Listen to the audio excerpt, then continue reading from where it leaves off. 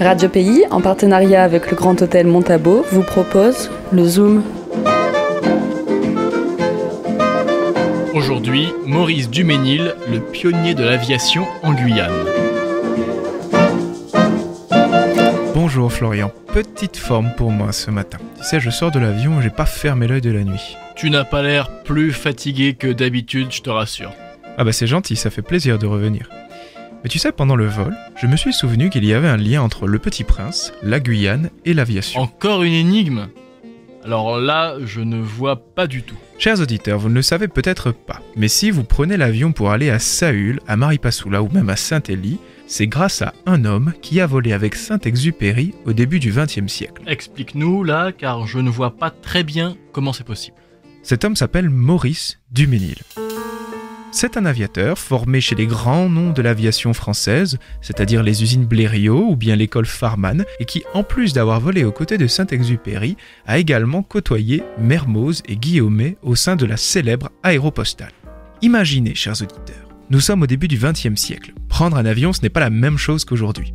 Déjà, un avion sur deux tombe en panne. Les radioémetteurs n'existent même pas et quand ils existent, eh bien ils ne fonctionnent pas suffisamment bien et donc les pilotes embarquent avec eux un pigeon pour communiquer avec le personnel au sol. En plus, on s'écrase assez régulièrement, quelquefois dans le désert, et il n'est pas rare que l'on vous tire dessus pour vous kidnapper et demander une rançon. Ah oui, une vraie vie d'aventurier quoi. Exactement, et c'est pour ça que les pilotes de l'aéropostale sont admirés jusqu'à aujourd'hui. Ils livraient le courrier au péril de leur vie. Quelque part, c'était juste des facteurs, mais enfin, vous aurez compris, chers auditeurs, que c'est un petit peu plus compliqué que ça. Tiens d'ailleurs, Duménil, un jour, s'est écrasé dans le Sahara avec Saint-Exupéry, le célèbre aviateur qui a écrit Le Petit Prince. D'accord, je vois d'où vient son inspiration pour le début de son célèbre livre. Et donc, Duménil, comment atterrit-il en Guyane sans vouloir faire de mauvais jeux de mots ?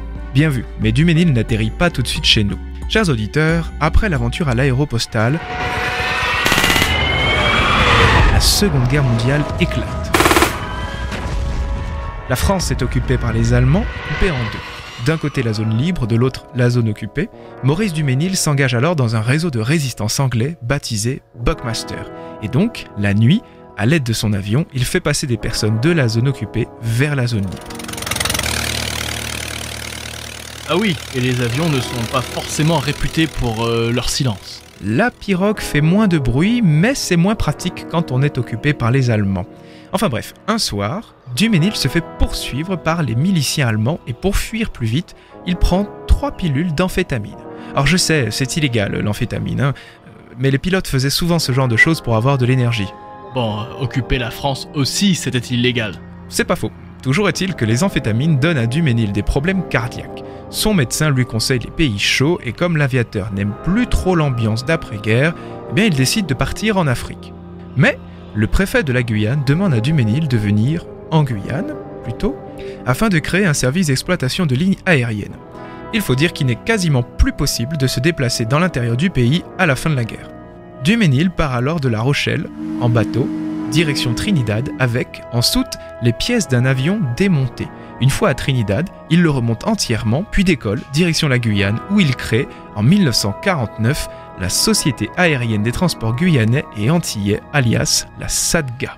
Je n'aurais pas osé monter dans un avion qui aurait été remonté par moi-même. Et moi, je cherche toujours le mode d'emploi pour changer les vitesses de mon vélo.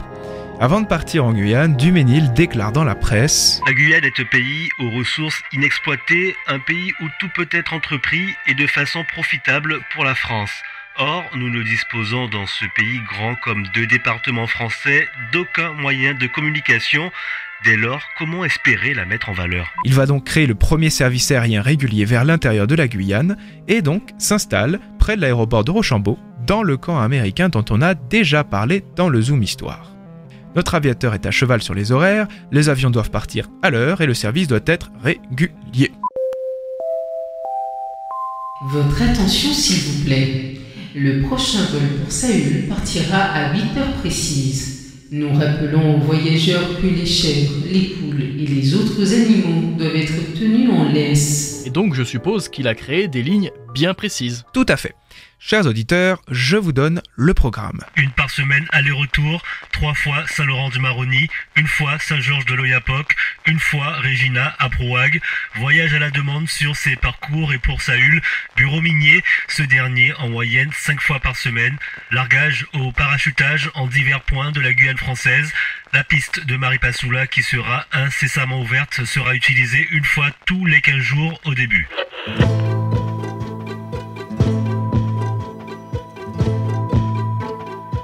Duménil s'investit corps et âme. Il se lève en pleine nuit pour les évacuations sanitaires en commune.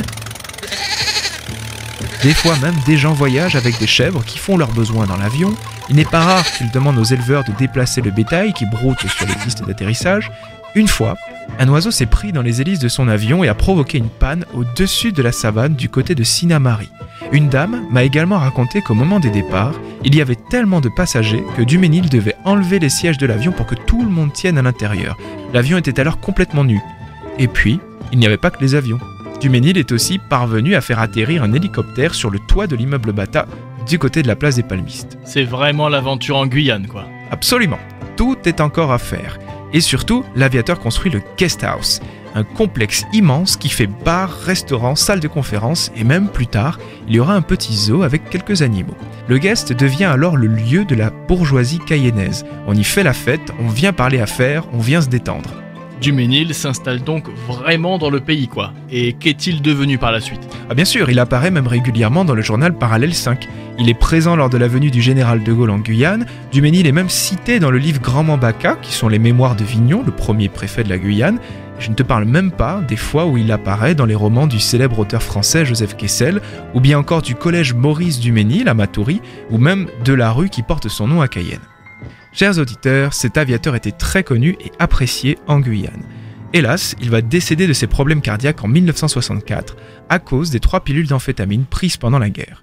L'homme est tenace quand même, il faudra lui administrer 3 fois l'extrême onction. Ce n'était pas pour rien qu'il était pilote de l'aéropostale. Tout à fait.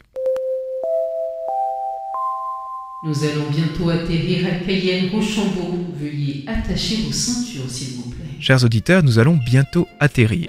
Si l'histoire de Duménil vous a plu, vous penserez à lui quand vous passerez près du petit cimetière de Matoury, car il y est enterré avec sa femme. Vous reconnaîtrez la tombe. Il y a des ailes d'avion sur la plaque, évidemment.